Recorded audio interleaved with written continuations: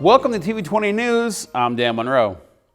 The Greater Cleveland Sports Awards is where the city's top athletes and sports enthusiasts gather to celebrate another year of outstanding achievements.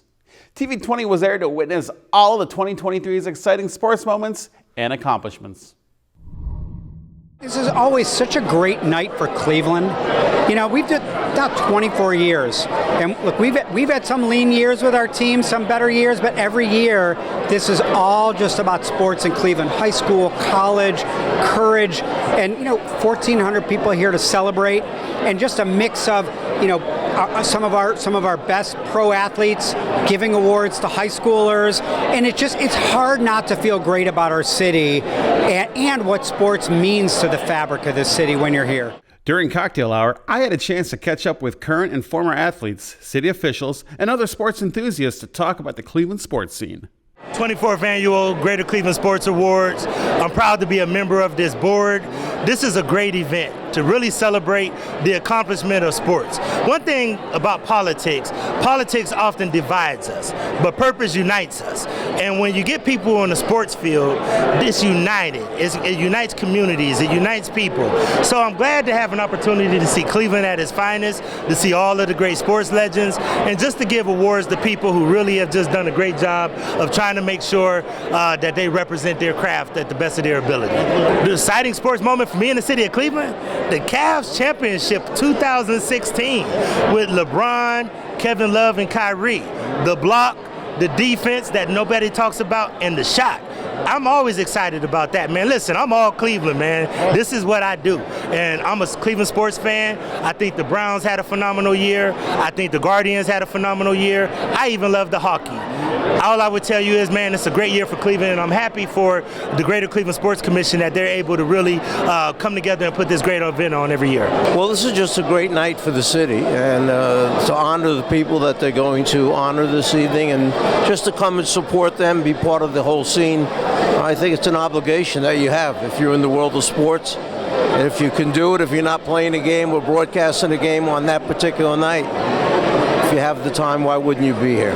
I am a boxer with Team USA, and I fight at 66 kg, and I am representing the United States at the Paris 2024 Olympic Games. I love TV20. You guys were the first people to ever cover me and to see the transition years ago and actually speak on it and speak it into existence, and now to actually live in the blessing is just an honor. The energy was high and the excitement was intense as they got ready to honor the best in the game. Rocky River High School's Sophia Sindelar won the Female High School Athlete of the Year. Sindelar was named the Division II Player of the Year, Miss Ohio Soccer, First Team All-Ohio, and a 2023 All-American. Sindelar finished with 59 goals and 29 assists and helped lead her team to the OHSAA Division II State Championship match. Cleveland Heights running back Marquise Davis won Male High School Athlete of the Year. Davis was the Gatorade Ohio Football Player of the Year and helped lead his team to a 10-1 record. Davis finished the 2023 season with 2,228 rushing yards and 35 touchdowns. Davis was also a runner-up for Ohio Mr. Football. Cleveland State University's Destiny Leo won Female Collegiate Athlete of the Year. She was named the 2023 Horizon League Player of the Year and First Team All-American League. Destiny's outstanding season helped lead CSU to a program best record of 30-5, Horizon League regular season and postseason tournament titles, and a berth in the NCAA tournament for the third time in program history. Case Western Reserve University men's tennis team won for Male Collegiate Athlete of the Year. The team claimed their first University Athletic Association championship and won the ITA Indoor National Championship for the second year in a row. Olivia Slavinsky was the recipient of the Courage Award. A senior from Avon Lake High School, Slavinsky overcame multiple significant orthopedic injuries to continue competitive swimming. Jeannie Rice was the Senior Athlete Award winner. Even in her mid-70s, Jeannie still competes in multiple marathons every year. Jeannie has broken multiple marathon and half marathon records and also holds the world record in her age group for the half marathon. Browns defensive end Myles Garrett took home the Professional Athlete of the Year award, which was accepted on behalf of the team's general manager, Andrew Berry. Garrett recorded 14 sacks and 4 forced fumbles while leading the NFL's top defense this season. He also tallied 42 tackles, 17 for loss, and 30 quarterback hits. Finally, Renee Powell was the first woman recipient of the Lifetime Achievement Award, and a dedication video was shown. Former LPGA Tour member Renee Powell is known and respected for many reasons. Throughout her own journey, Renee has risen above to become a true inspiration on and off the course. It is important to recognize the special courage it takes to be among the first. After winning several amateur trophies, Powell joined the LPGA in 1967, becoming the second African American to ever play on the women's tour. It's a story from the standpoint of a family, but it reflects and is a part of American history.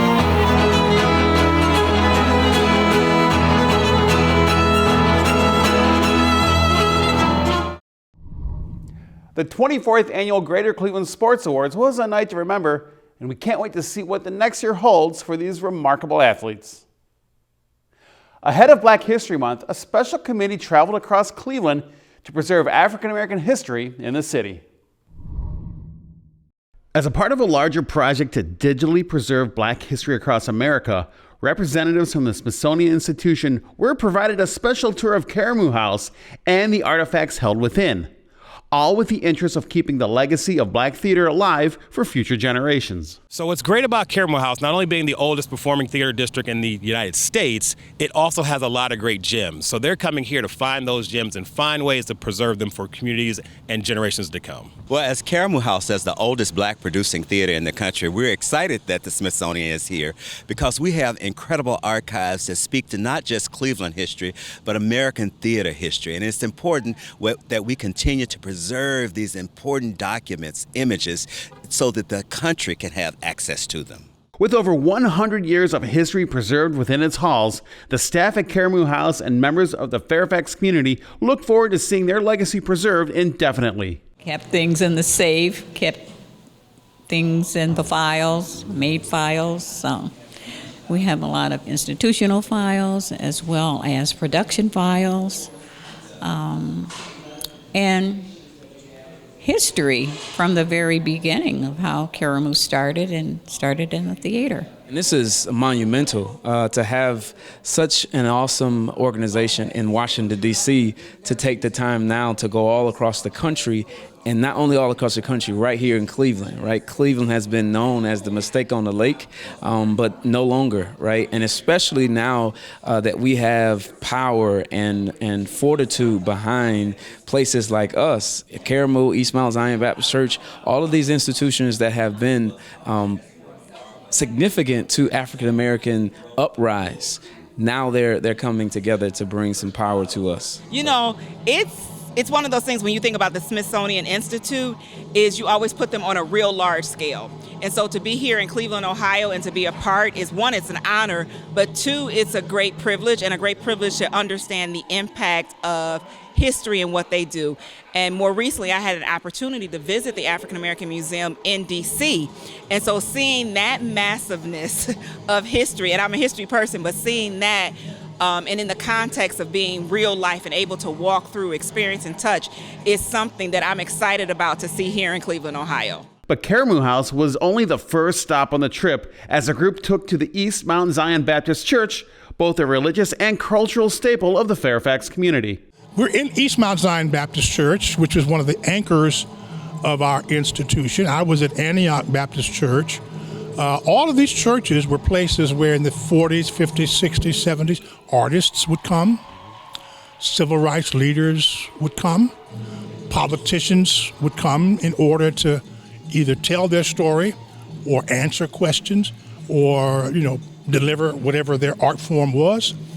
So the church has always been a central institution in the life of our community, and we want to make sure that connection doesn't get lost. I'm trying to keep that, here again, keep that history alive. Not only what we have done, but what has been done to us and how we've survived. East Mount Zion opened their doors to welcome all faiths to discuss how best to preserve the legacy of African American heritage here in the city of Cleveland and across the country. So all day today is a summit on training around preservation of history, education, panel discussions, all the above, but really to incite community collaboration, to help community not to do this work alone, but come together and do it together. The city of Cleveland is hiring for summer recreation jobs with a job fair on February 24th at Frederick Douglass Rec Center from noon until 3 o'clock. The city has job openings for a variety of summer jobs. Please make sure to bring your ID along with your social security card or birth certificate, and you can interview with a Cleveland HR rep. For more information, call Latashia at 216-664-2325 for details. Finally, to help kick off Black History Month, the City of Cleveland welcomed the student choir from CMSD's Cleveland School of the Arts to put on a performance, and let me tell you, they were fantastic. Check this out.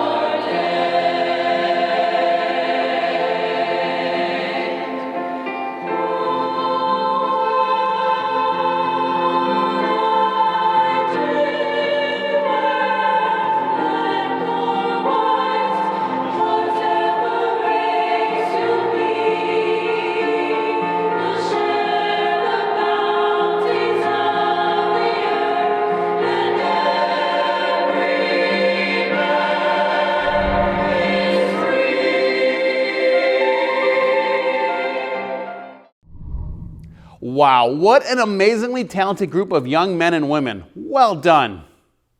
Hey, you can watch TV20 wherever you go by hitting up our live stream on our website at TV20Cleveland.com. We are constantly uploading new content on our TV20 Cleveland YouTube page, so make sure you hit that subscribe button so you don't miss out on anything. You can also connect with TV20 Cleveland on your favorite social media platforms like Facebook, Instagram, and X. Coming up next, learn about what's going on with the Cleveland Metropolitan Schools with this week's CMSD 360. Thanks for watching TV20 News. I'm Dan Monroe. Be sure to stay tuned for more on TV20. We are Cleveland.